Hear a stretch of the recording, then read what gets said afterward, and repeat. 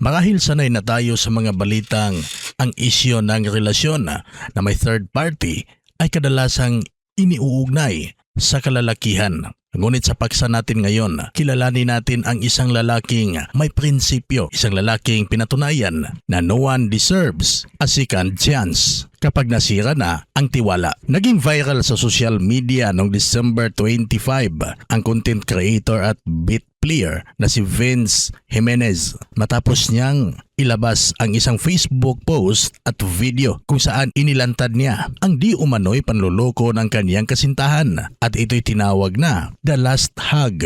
Dahil bago tuluyang maghiwalay ang dalawa ay humingi pa ng huling yakap ang babae at hindi na ito pinaunlakan pa ni Vince. Sa kanyang post ay kanyang ibinahagi ang mga screenshot at video ng mga pag-uusap at kumpisal na umano'y nagpapatunay na may iba pang relasyon ang babae. Ayon pa kay Vince, pakiramdam niya ay ginamit lamang siya ng babae para sa mga libreng sakay at pagkain. Sa viral video, makikita ang eksena kung saan binigyan ni Vince ang babae ng isang regalo. Ngunit walang kaalam-alam ang babae na sa loob ng kanyang regalo, ito pala ay mga screenshot ng kanilang mga pag-uusap na nagsisilbing ebidensya. Bago niya tuluyang kinumpronta ang babae. Sa caption ng kanyang post, sinabi ni Vince na matagal na siyang nagdududa sa katapatan ng kanyang kasintahan. Kalaunan anya ay napatunayan ang kanyang mga hinala matapos makatanggap ng impormasyon mula sa mga kakilala at makakalap ng mga screenshot. Hindi niya itinago ang kanyang shock,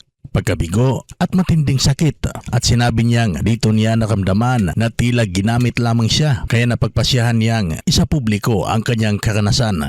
Samantala, umani rin ng batikos mula sa ilang netizens ang ginawang pag-post ni Vince dahil umano'y nagsiwalat ito ng mga pribadong mensahe at personal na impormasyon. May mga nagsasabing posibleng lumabag ito sa Data Privacy Act ng Cybercrime Law at iba pang kaugnay na batas kung sakaling magsampa ng reklamo ang kabilang panig. Ayon naman sa kampo ni Vince, ginawa niya ang naturang post sa gitna ng matinding emosyonal na stress at wala umano itong layunin na manakit o manira ng pagkatao, kundi isang paraan lamang ng pagpapahayag ng personal na damdamin. Sa kasalukuyan, burado na ang orihinal na post at video ni Vince Jimenez na naglalaman ng mga screenshot at ebidensya na naging dahilan ng pag-viral ng nasabing issue.